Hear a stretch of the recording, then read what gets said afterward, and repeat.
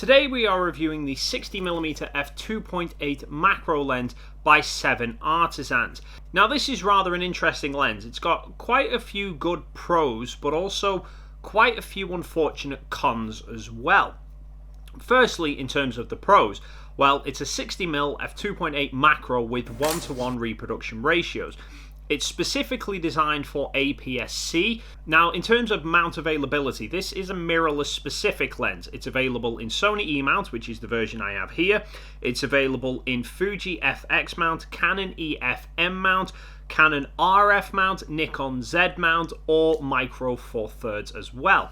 The lens is bare bones basic. It's manual focus, no autofocus. It's got a manual aperture ring, no electronic one. It's not got optical stabilization. It's not even got electronic contacts on the back. For a 60mm f2.8, this lens is quite long, but that's because it's a macro lens.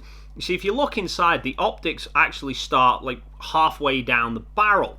So the optics only take up about this much of the lens. The reason it's so long is because the barrel needs to extend a very long way to get down to the minimum focus of only 26 centimeters, which allows this lens to have a 1:1 reproduction ratio. Now, it's not overly big when you mount it onto a camera like this A6500.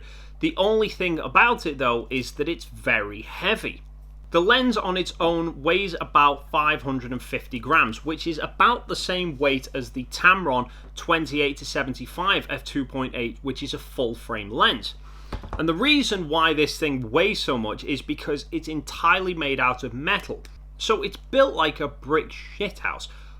But for me, that's kind of unnecessary, because at the end of the day, it's a fully manual lens, it's a macro lens. You're primarily going to be getting this for shooting macro, and generally when you're shooting macro, it's staged on a tripod. You're not exactly going to be in a run and gun situation with a lens like this. This is a lens where you take a time to set up a shot. You're not trying to react to something very quickly, and that's generally where things get damaged. But even with a camera body like this with a fairly decent sized grip, it's kind of unwielding to hold at times. It does feel very front heavy, and then if you're using a camera that doesn't have a grip like this, like one of the EOS M's for example, it's going to be even worse. I think I would have honestly preferred this lens to be more plasticky, maybe a metal chassis underneath but plastic externals, just to try and keep the weight down, because it's not necessary. Now, the weight is just the first aspect of this lens design that isn't particularly that impressive. The second is the ratio of moving parts to fixed parts. And by that I mean this entire front half of the body is all focus ring, but the grip's only this little bit here, so all this front bit you can't really use. You then have a tiny little strip of solid lens barrel. You then have this next section which is aperture ring, and then you have a tiny little bit here that's too small to grip. So basically, when you want to put the lens on and off the camera, you have to grip it precisely by this little bit here. If you grip forward or back of that, you're going to end up on either the focus ring or the aperture ring, and you're just going to end up turning that and not the lens. And getting the lens on and off the camera, it's secure, but it's a little bit stiff. Now that's probably because it's quite a new lens. I'm sure with enough use it would slowly start to ease in. I think I would have preferred maybe the focus ring to just be this front section here, and then have a bit of a bigger area there to grip hold on, because you don't really need a focus ring to take up this entire front section. Now the aperture ring on the back is a declicked ring, so it's a very smooth turning one, and it lets you adjust the aperture between f2.8 all the way up to f16. And the aperture inside is an 11 bladed aperture, which makes for rather nice looking bokeh. And then inside you will actually find that this front section is like a little built-in lens hood, and I would probably advise you keep that on, because this lens is very prone to lens flare. When you're focused in very close, lens flare doesn't become as much of a problem. Partly because with a minimum focus of only 26 centimeters, this lens hood tends to be pretty close to your subject when you're taking 1:1 photos. And on the topic of lens flare, image quality in general is okay, but it's not really the best. Whether you shoot in infinite focus or close focus, I found the image quality to performance to be pretty consistent, in that in the center of the frame at 2.8, sharpness is okay, and in the corners it's wildly soft. Once you stop down to about f5.6, f8, image sharpness tends to come back pretty well. Once you get down to about f11 or f16 though, diffraction sets in and the whole image goes quite soft. So I would advise, if you're going to be using this, stick to around about f5.6 to f8.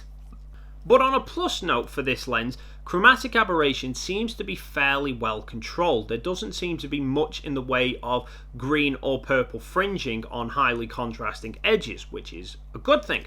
One thing that is quite apparent with this lens is focus breathing. Now, pretty much all macro lenses suffer with focus breathing to a degree.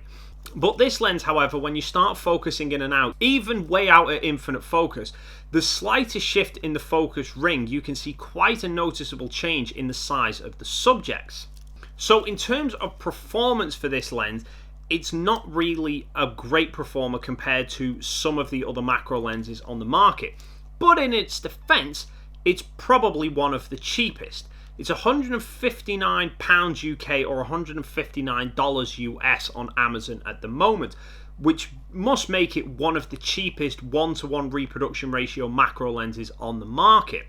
Now, if you're someone who does a lot of macro work, then I would probably advise against this lens and say invest in one of the higher end ones.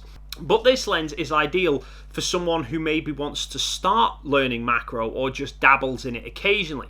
Because macro, to be fair, is quite a niche kind of photography. And I myself in the past have been guilty of sinking several £100s on a macro lens that gets used once in a blue moon. And obviously with the fact that it goes out to infinite focus, you don't have to use it as a macro lens. You could just use it as a normal 60mm f2.8 and get some quite nice portrait shots with it. But in all fairness, if you were looking for a lens specifically for portrait, I could name 100 other lenses that would be better suited. So if you are interested in the 7Artisans 60mm macro, there are links in the description down below for you to go and check that out. That's it for this video, guys. As always, if you have any questions or queries, the comment box is down below. Thank you so much for stopping by, and hopefully I'll see you in the next video.